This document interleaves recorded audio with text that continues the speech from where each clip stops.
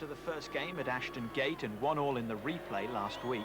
This the third time Bristol and Cambridge had met in the fifth round. The winners would be at home against First Division Crystal Palace in the quarter-finals. Cambridge, conquerors of Aldershot, Woking, Darlington and First Division Millwall, were confident they could win last night, but they very nearly conceded a goal after only 4 minutes. Bristol, in the red shirts, the header from Rob Newman against the post. From behind the goal, you can see just how lucky Cambridge were. Had Bristol scored at that stage, it might have been a very different story. John Vaughan's goalkeeping never really makes the headlines, but his saves have been a major factor in United's success this season. He was in tremendous form again last night. Cambridge didn't play well in a scrappy, ill-tempered first half, but just before the break, they scored a quite crucial goal. John Taylor's flick on, the overhead kick from Chris Ledbetter. 1-0 then at half-time. After only 4 minutes of the second half, Cambridge went 2-0 up. John Taylor's header, Lee Philpott's volley.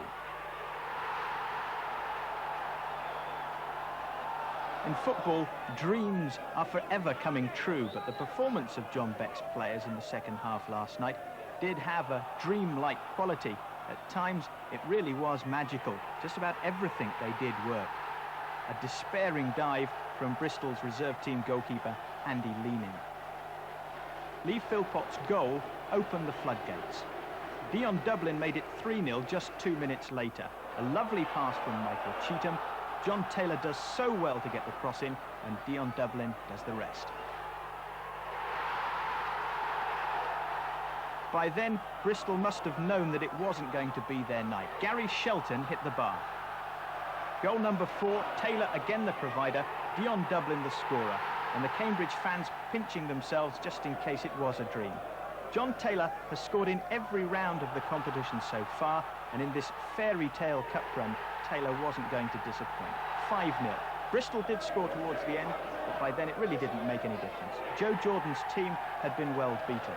It was time to celebrate another extraordinary night in the history of Cambridge United Football Club. Only the 4th team from Division 4 to reach the quarter-finals of the Cup. They now play Crystal Palace at the Abbey Stadium on March the 11th. Cambridge think they can win that too.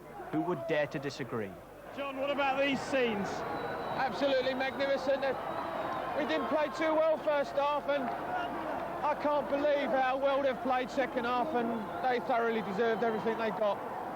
I don't think Cambridge United has seen this for a long time. It's sending shivers up my back now. I know, what about you? Some tremendous finishing in the second half, wasn't there? Yeah, sure. Someone fancies me there, I think.